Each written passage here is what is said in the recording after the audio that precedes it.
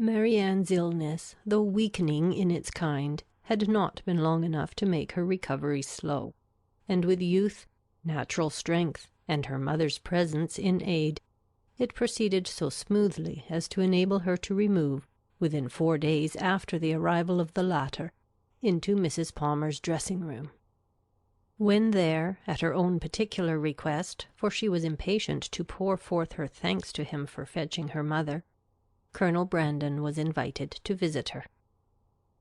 His emotion on entering the room, in seeing her altered looks, and in receiving the pale hand which she immediately held out to him, was such, as, in Eleanor's conjecture, must arise from something more than his affection for Marianne, or the consciousness of its being known to others, and she soon discovered in his melancholy eye and varying complexion, as he looked at her sister, the probable recurrence of many past scenes of misery to his mind, brought back by that resemblance between Marianne and Eliza already acknowledged, and now strengthened by the hollow eye, the sickly skin, the posture of reclining weakness, and the warm acknowledgment of peculiar obligation.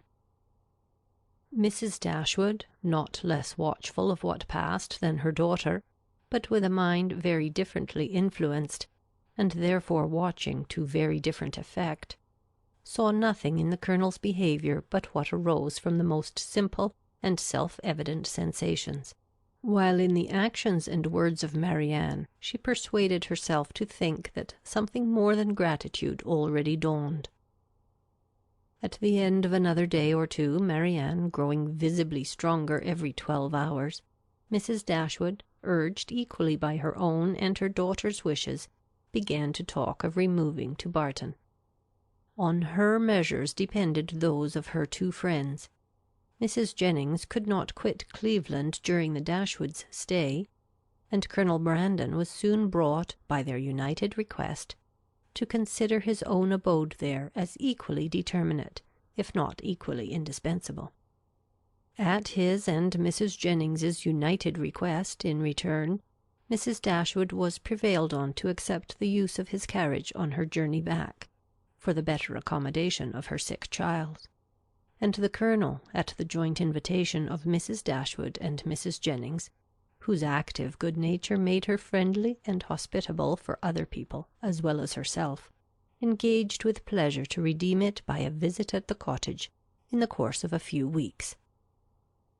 The day of separation and departure arrived, and Marianne, after taking so particular and lengthened a leave of Mrs. Jennings, one so earnestly grateful, so full of respect and kind wishes, as seemed due to her own heart from a secret acknowledgment of past inattention, and bidding Colonel Brandon farewell with the cordiality of a friend, was carefully assisted by him into the carriage, of which he seemed anxious that she should engross at least half. Mrs. Dashwood and Eleanor then followed, and the others were left by themselves, to talk of the travellers and feel their own dullness, till Mrs. Jennings was summoned to her chaise to take comfort in the gossip of her maid for the loss of her 2 young companions, and Colonel Brandon immediately afterwards took his solitary way to Delaford. The Dashwoods were 2 days on the road, and Marianne bore her journey on both without essential fatigue. Everything that the most zealous affection, the most solicitous care could do to render her comfortable, was the office of each watchful companion, and each found their reward in her bodily ease and her calmness of spirits. To Eleanor, the observation of the latter was particularly grateful.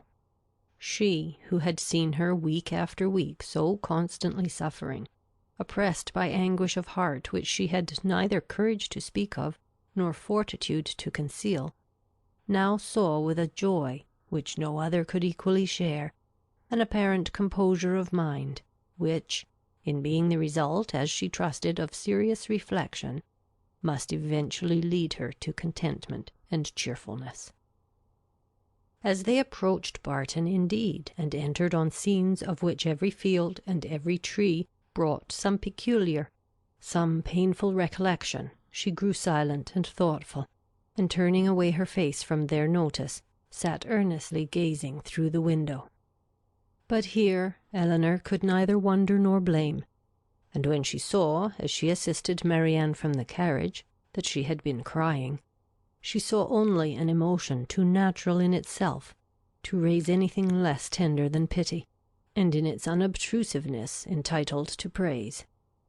In the whole of her subsequent manner she traced the direction of a mind awakened to reasonable exertion, for no sooner had they entered their common sitting-room than Marianne turned her eyes around it with a look of resolute firmness, as if determined at once to accustom herself to the sight of every object with which the remembrance of Willoughby could be connected. She said little, but every sentence aimed at cheerfulness, and though a sigh sometimes escaped her, it never passed away without the atonement of a smile. After dinner she would try her pianoforte. She went to it, but the music on which her eye first rested was an opera, procured for her by Willoughby, containing some of their favourite duets, and bearing on its outward leaf her own name in his handwriting. That would not do. She shook her head, put the music aside, and after running over the keys for a minute, complained of feebleness in her fingers and closed the instrument again, declaring, however, with firmness as she did so, that she should in future practice much. The next morning produced no abatement in these happy symptoms.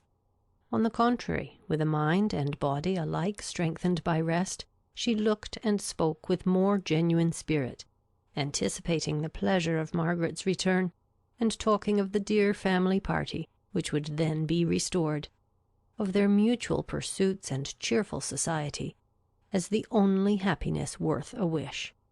"When the weather is settled and I have recovered my strength," said she, "we will take long walks together every day. We will walk to the farm at the edge of the down and see how the children go on. We will walk to Sir John's new plantations at Barton Cross and the Abbeyland. And we will often go the old ruins of the Priory, and try to trace its foundations as far as we are told they once reached. I know we shall be happy. I know the summer will pass happily away. I mean never to be later in rising than 6, and from that time till dinner I shall divide every moment between music and reading. I have formed my plan, and am determined to enter on a course of serious study.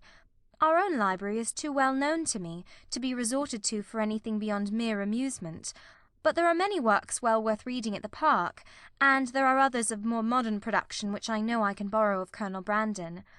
By reading only 6 hours a day, I shall gain in the course of a 12-month a great deal of instruction which I now feel myself to want."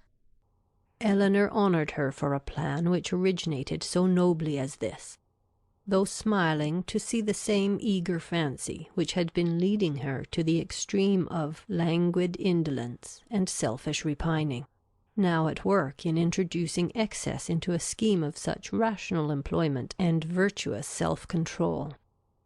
Her smile, however, changed to a sigh when she remembered that promise to Willoughby was yet unfulfilled, and feared she had that to communicate which might again unsettle the mind of Marianne, and ruin at least for a time this fair prospect of busy tranquillity.